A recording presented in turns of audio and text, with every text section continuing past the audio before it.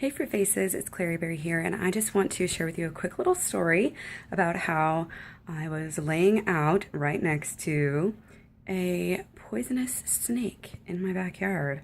So this actually happened just a couple of months ago. I was actually just laying out, minding my own business. I think I was drinking some kombucha, wearing my bikini in my backyard, and I heard the dog bark. Okay, so I'm like, oh, well, it's probably just one of the kids' friends, so I didn't go answer the door.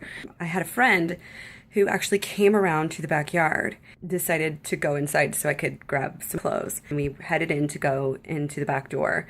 And literally a foot away from my door, there is a snake.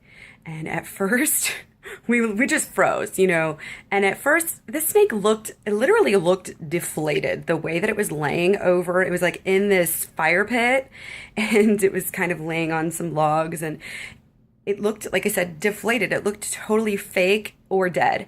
And it took us a few minutes before we were able to get up some guts to give it a little poke or something and figure out if it was real or if my kids had put out a rubber snake or something. I mean, we really thought it was fake. And so my friend is a little more gutsy than me, and she grabs a long stick and actually pokes at it. It moved a little bit. It didn't strike at her or anything, but it moved a little bit, and we realized it was real. And then we're like, okay, well, I don't know if this is before or after that, but we realized that looks a lot like a copperhead. Pretty sure this thing's a copperhead, although we didn't want to get really, really close to look in its eyes and see if it has the slit eyes or not. And just from as good as a view as we wanted to get, it looked like it had the triangle type of head and everything. It was really scary.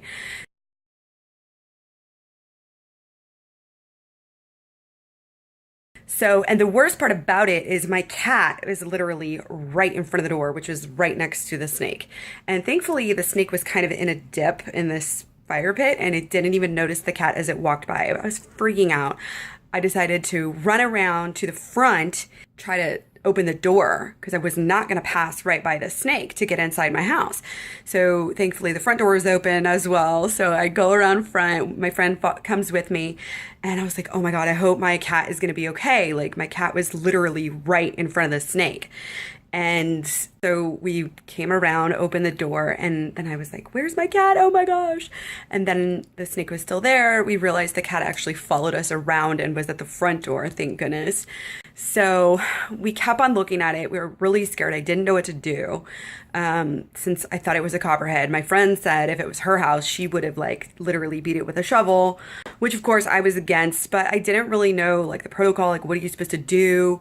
Should I call somebody? Should I call my dad? Should I call animal control or whatever? And we ended up just watching the thing for a little bit. My friend was really concerned that I do something because she was thinking he's going to stay around the area and we're going to have to deal with him again, and who knows what could happen. So, I tried to keep an eye on him. I was texting my dad, trying to figure out what to do. So he finally slithers away, crawls into this fire pit with more wood in it. So he goes down, and I mean, you couldn't see him. At this point, I had opened my window and we were looking down at it. We never saw it again. And later on, I did confirm at a conservation place in Missouri that was definitely, probably, most likely a copperhead. And they really, they said that, you could call, but I'm really glad that I just let it be because, and I just saw a video by Durian Ryder about this. Most people would have chopped the thing's head off with a shovel. I don't know why the shovel is what everybody uses because it's long and it's hard. But when we were at the conservation place, we were actually looking around at different snakes that they had, and we were talking to this other family. This was on vacation. We were talking to them about what had happened, and they were like, oh my gosh, we had one in our house. And it was kind of sad because they actually realized that the snake that they saw was not a poisonous snake. It was just, I forget what it was, a king snake, I think. So I was like, oh, you just killed a snake for literally no reason. And that's really sad. And like I said, I haven't had any problems with this snake at all. I've never seen it again. I've never seen traces of it. Nothing.